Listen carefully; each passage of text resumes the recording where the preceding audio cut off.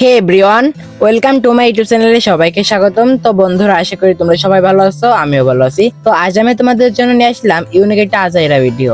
এখন তোমরা বলতে পারো আমি কেন আজাইরা ভিডিওর কথা বললাম।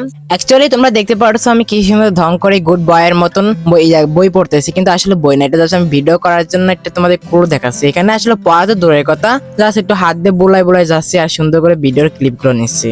কিন্তু তোমরা দেখবা যে আমি সুন্দর করে পড়ছি, তোমরা তাই মনে করবা দেখো আমি কি সুন্দর করে পড়ি, আমি আসলে একটা ভালো ছাত্র। তো যাই হোক, এতক্ষণ বকবক করলাম এবং নিজের নামে ঢোল পিটালাম, তো এখন কাজের কথাই বলি। তো আমি আসলে এটা টোটালি একটা বুকমার্ক বানাবো, সেজন্য আমি প্রথমে এরকম ঢং করে বই পড়ছিলাম। তো দেখো তোমরা বুকমার্কের আউটফিটটা, যদি ভালো লাগে তাহলে ভিডিওটি দেখো, আর না ভালো লাগলে কি বলবো এখনই স্কিপ করতে পারো, কোনো সমস্যা নাই। তো চলো বন্ধুরা, ভিডিওটি শুরু করি। আর এই জন্য প্রথমে আমি প্যাড কাটার উপরে যে মলার থাকে না শক্ত, ওই মলারটা নিয়ে নিই। দেন আমি প্যাড খাতার এই মলাটগুলো সুন্দর করে কেটে নিই, আর এই সাইজগুলো আমি তোমাদের স্ক্রিনে দেখিয়ে দিব।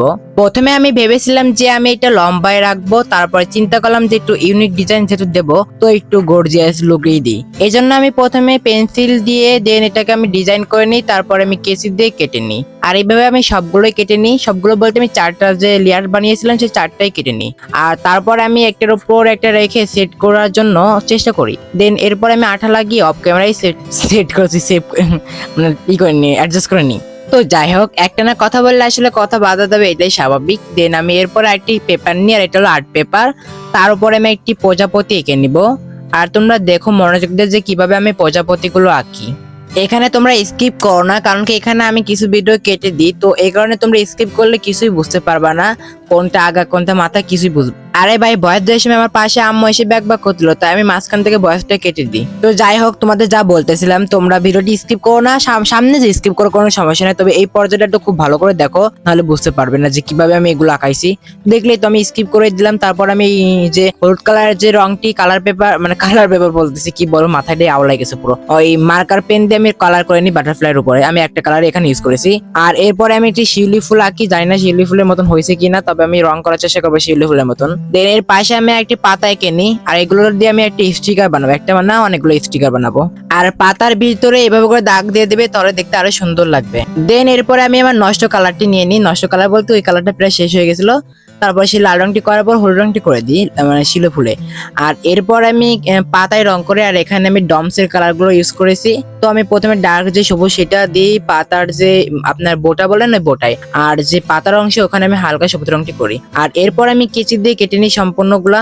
তারপরে তোমরা যে স্টিকার গুলো দেখতেছো আস্তে আস্তে উদয় হচ্ছে, এগুলো সব আমি আগে থেকে অফ ক্যামেরায় বানিয়ে নিই।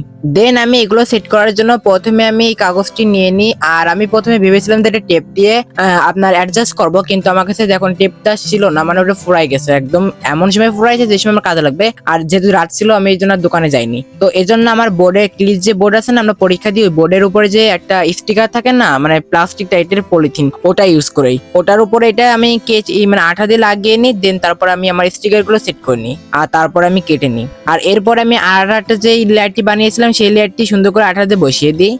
আর এমন সময় যে আঠাটাও খুবই কম ছিল, এই জন্য আমি পরে পিন মেরে নিই এখানে। এখন তোমরা বলতে পারো যে আঠা নাই, টেপ নাই, তাহলে এটা বানাতে বসছো কেন? আসলে আমার বন্ধুর সকালে বার্থডে, আর ওকে ভাবছিলাম যে আমি একটা গিফট কার্ড দেবো, তো তার সঙ্গে আমি এই যে বুকমার্ক না, এটাও দেবো, যাতে ওর পড়াগুলো সুন্দর করে দাগিয়ে নিতে পারে, মানে চিহ্ন রেখে দিতে পারে ওইখানে, এটা ওর খুবই সবসময় কাজে লাগতে পারে। আর এই জন্য আমি এটা ওই রাতেই বানাতে বসি। আর যেহেতু সকালে আমার কোনো প্রাইভেট ছিল না, এই জন্য আমার রাতে কোনো পড়ার চাপও ছিল না, তাই আমি রাতেই বসে গেছিলাম এটা বানানোর জন্য। তো যাই হোক, এতক্ষণ ধরে আমার বকবক শুনলে, যদি আমার ভিডিওটি ভালো লাগে তাহলে অবশ্যই একটি লাইক করে দিও।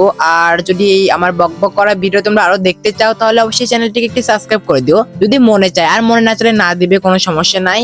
আর এরপরে আমি কিছু সিনেমাটিক কি বলবো, আমি উচ্চারণ করতে পারতেছি না। তো যাই হোক, ওই শুটগুলো দেখো, তোমাদের একটু ভালো লাগতেও পারে।